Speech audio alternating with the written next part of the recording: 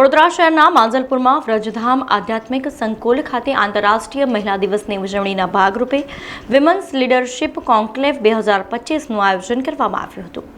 આંતરરાષ્ટ્રીય મહિલા દિવસની ઉજવણીના ભાગરૂપે વડોદરાના સાંસદ ડોક્ટર હેમાંગ જોશી દ્વારા શહેરના માંજલપુર વિસ્તારમાં આવેલા વ્રજધામ આધ્યાત્મિક સંકુલ ખાતે વિમન્સ લીડરશિપ કોન્ક્લેવ 2025નું આયોજન નારી ફોર વિકસિત ભારતના થીમ પર કરવામાં આવ્યું હતું।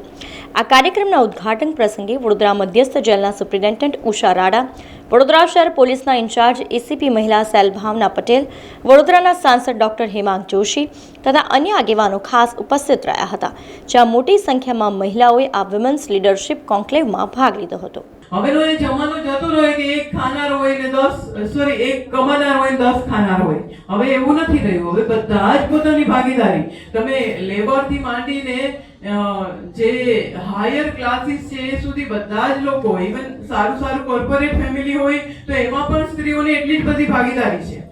એટલે હવે કોઈ ફિલ્ડ એવું નથી રહ્યું કે જ્યાં મહિલાઓની ભાગીદારી ના હોય। ઉલટાનું એપ્રિશિએટ કરે છે, પેરેન્ટ્સ બી એપ્રિશિએટ કરે છે। નારી આજકાલ આટલું બધું કરી શકે છે। સ્પેસમાં, આર્મી, ડિફેન્સમાં, પોલીસિંગમાં, જ્યુડિશિયરીમાં, મીડિયામાં, તમામ જગ્યાએ આપ જો વુમન લીડરશિપ આપણને દેખાય છે। ત્યારે હવે આપણે એક નોશનથી થોડું બહાર આવવાની જરૂર છે। એમણે કહ્યું કે ના બેટા તું ભણવામાં ધ્યાન આપ, એવું અત્યારે માતા પિતાઓ કહી રહ્યા છે।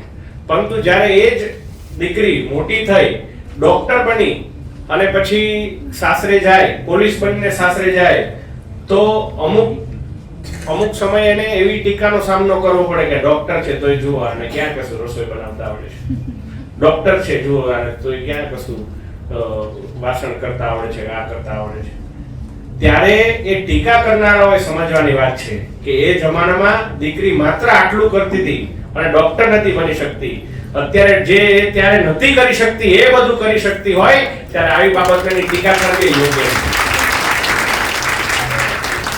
આ વાતને આપણે સમજવાની જરૂર છે। સમાચારોના સતત અપડેટ માટે TNN ન્યૂઝને YouTube પર સબસ્ક્રાઇબ કરી બેલ આઇકોન પ્રેસ કરો અને અમારી સાથે જોડાયેલા રહો Facebook, Instagram અને Twitter ઉપર।